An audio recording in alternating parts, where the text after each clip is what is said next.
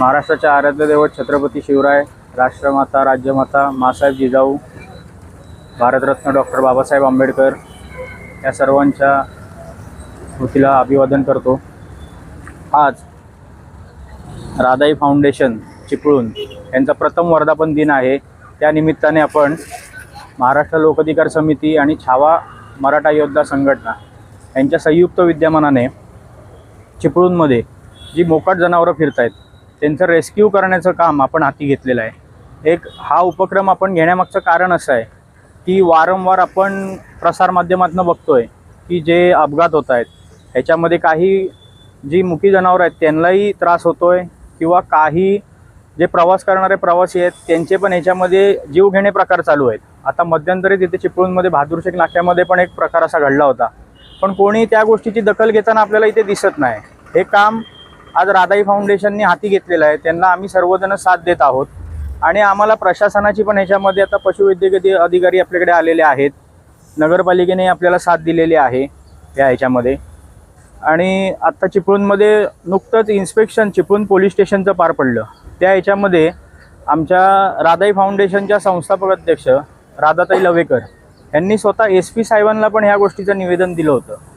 निवेदन म्हणजे एक पत्रिका त्यांनी दिली होती त्यावेळेला SP साहेबांनी देखील ह्या कार्यक्रमाचं कौतुक केलेलं आहे स्वतः त्यांना भेटून। आणि असं त्यांनी सांगितलेलं आहे की हा उपक्रम तुम्ही चिपळूणमध्ये करताय हा उल्लेखनीय आहे। ह्या उपक्रमाची आम्हाला साथ तुमची रत्नागिरीत देखील लागेल। अशा पद्धतीचा उपक्रम ह्यापूर्वी कोणी केलेला नाही, हा आपण आता पहिल्यांदा करतोय। हा 100% यशस्वी होईल अशी आम्ही चिपळूणच्या आराध्य दैवत भैरीभावानीकडे प्रार्थना करतो आणि माझे 2 शब्द थांबवतो। मित्रांनो, आपण सकाळच्या वेळी चालायला जातो, फिरायला जातो, ट्रेकिंग करायला जातो, तर आपल्या निदर्शनास येतात की रस्त्यावरनी भरपूर मोकाट जनावरं आहेत, गायी आहेत, त्यांची छोटी छोटी वासरं असतात। त्यांचं काय आपल्याला प्रश्न पडतो, आता हे रस्त्याने चाललं त्यांचा अपघात होऊ शकतो, ह्या मुख्य जनावरांसाठी काय असा प्रश्न पडतो आपल्याला, त्याच्यावर उपाययोजना काय केली जाते? इतक्या वर्षी इतके दिवस आम्ही पाहतो त्याच्यावर ठोस अशी उपाययोजना केली जात नाहीत। खरं वास्तविक आपण इथे जमलोत आणि या राधाई फाउंडेशनच्या वतीनं, लोकाधिकार समितीच्या वतीनं आणि छावा संघटनेच्या वतीनं आज जो उपक्रम चालू आहेत आणि त्यांच्यासोबत जे आहेत गोशालांच्या मदतीनं राधा मॅडम आणि त्यांचे सर्व सहकारी आपण सर्वजण इथं आलात, हा चिपळूणमध्ये पहिलाच उपक्रम असेल असं माझं प्रामाणिक मत आहे। यांची सर्वांची इच्छा अशी आहे की या ज्या मुख्य जनावर आहेत यांची व्यवस्थित देखभाल व्हावी, त्यांना योग्य ठिकाणी त्यांचं थांबण्यासाठी चांगली जागा असावी, त्यांचं अन्न पाणी जर व्यवस्थित असावं अशा या मागणीसाठी याची काळजी घेऊन हे सर्व लोक जे आहेत याच्यामध्ये वृद्ध आहेत, महिला आहेत, मुलं सुद्धा आहेत, विद्यार्थी सुद्धा आहेत, काही ज्येष्ठ मंडळी आहेत, आपण सर्वजण आलात या ठिकाणी। मी आपणाला या कार्यासाठी मनापासून शुभेच्छा देतो आणि मी तुम्हाला तुमच्या या कार्यक्रमाला मनापासून सलाम करतो आणि अशा प्रकारचे कार्यक्रम चिपळूणमध्ये व्हायला पाहिजेत अशी मी सदिच्छा व्यक्त करतो आणि मी थांबतो।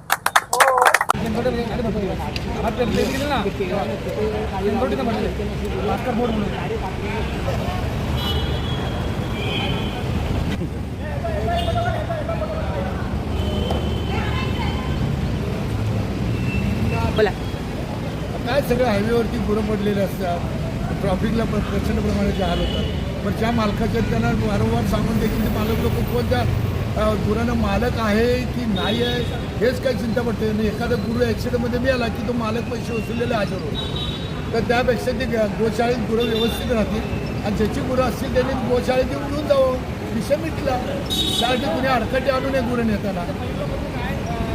काल सकाळी पहाटे बहादूरशेख चौकामध्ये एक गाय मेली आणि त्यानंतर नगरपालिकेत कळवण्यात आलं की गाय मेले, तर तिथल्या लोकांनी नगरपालिकेचा ट्रॅक्टर येऊन त्या गुराला नेऊन कुठं दफन केलं हे त्या मालकाला माहिती आहे का? 10 वेळा गुरं तमाशा करत भर रस्त्यात बसलेले असतात, त्याला जबाबदार कोण आहे? आणि नंतर ट्रॅफिक जाम होतं बहादूरशेखला, अख्खा राऊंड करून तिथं बसलेले असतात।